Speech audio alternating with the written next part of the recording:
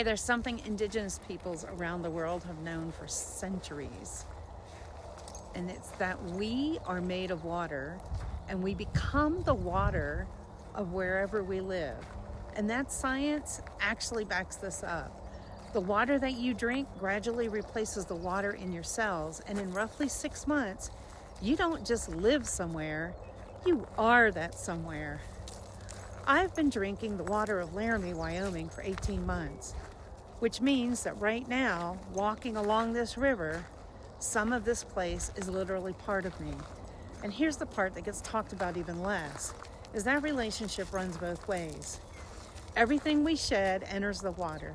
The medications that are flushed down the drain, the fertilizer from the lawn and the fields, the nitrates leaching from a septic tank, even your DNA, it all goes somewhere and it's carried downstream.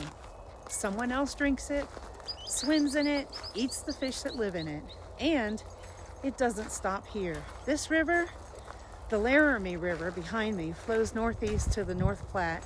The North Platte meets the Missouri meets the Mississippi, and the Mississippi carries it all to the Gulf of Mexico. The whole continent is essentially one enormous watershed, and about 60% of it drains into the Gulf, and that Gulf is in trouble.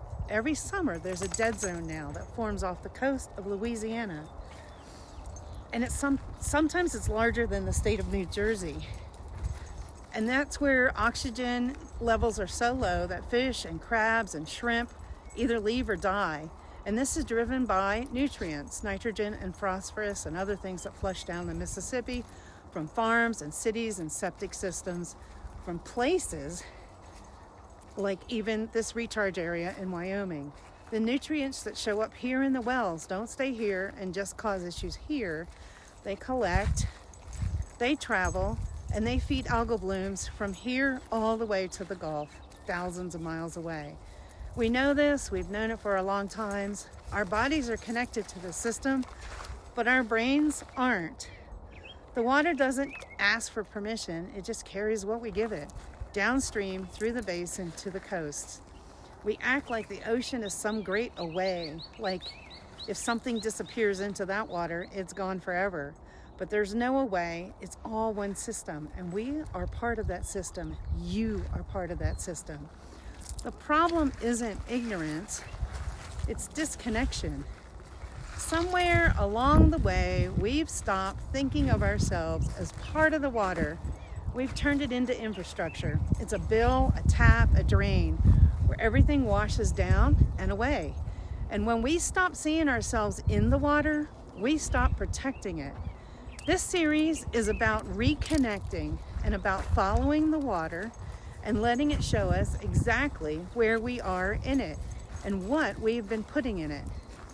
Over the next 7 episodes, we're going to stand at this river and we're going to look downstream at the chemistry, the geology, the history, and the consequences all the way to the Gulf. And we're going to test it, we're going to measure it, and we're going to remember what it used to be. And we're going to ask a question that turns out to be surprisingly difficult to answer. If this water is becoming us, what in turn are we becoming? I'm Terry Travers, and this is Teal. Stay tuned for the next few episodes.